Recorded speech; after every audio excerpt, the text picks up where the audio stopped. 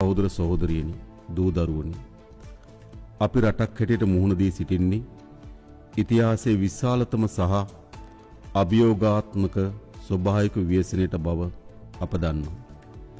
ඒ වගේම අප දියත් කොට ඇත්තේ මෙරට ඉතිහාසයේ අභියෝගාත්මකම ගලවා ගැනීමේ මෙහෙයුම බවත් අප දන්නවා. මේ ඉතිහාසයේ විසින් එකවර රටම ව්‍යසනයට ලක් කිරීමේ පළමු අත්දැකීම වෙනවා. රටම සතර දිග්භාගයෙන් යටවුණු සහ ආපදාවට ලක් වූ තත්වයක් තුල මේ අතිශය දුෂ්කර ව්‍යායාමයෙන් ජයගත යුතුව තිබෙනවා.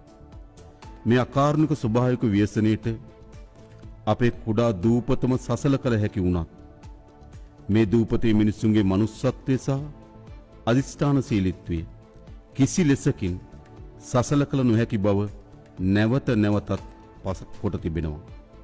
මගේ රටේ ආදරණීය පුරවැසියන්ගේ නොසැලෙන ධෛර්යය සමග එක්ව නැවත මේ රට ප්‍රතිනිර්මාණය කළ හැකි බව අපි ඒකාන්තයෙන්ම විශ්වාස කරනවා.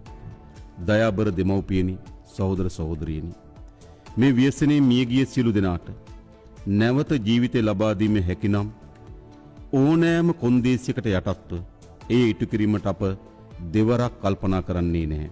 නමුත් අප යථාර්ථයේ වේදනාකාරී සත්‍යයට මුහුණ දිය යුතුයි. අහිමිවන් පිළිබඳ වේදනාව සදාකාලිකම අප අතර පවතිනවා. මියගිය සියලු දෙනා අපට අංකයක් නොවේ. සෑම ජීවිතයක් සමගම නමක්, මුහුණක් සහ කතාවක් තිබෙනවා. මියගිය සියලු දෙනාගේ පවුල් වෙනුවෙන් අපි හදවතින්ම අපගේ සාතිශය සංවේගය පිරිනමනවා. ඒ සංවේගයකට සීමා නොවේ. ඒ පවුල් වලට නැවත ඒ ජීවිතය ලබා දිය නොහැකි වුණා. සිසු සියල්ල ලබා දීම වෙනුවෙන් අප කැපවීමෙන් කටයුතු කරනවා. ඒ වගේම දැන් අතුරුදහන් වූවන් සියලු දෙනා නිරුපද්‍රිතව සිටීවාය කියන ප්‍රාර්ථනය අප තුළ තිබෙනවා.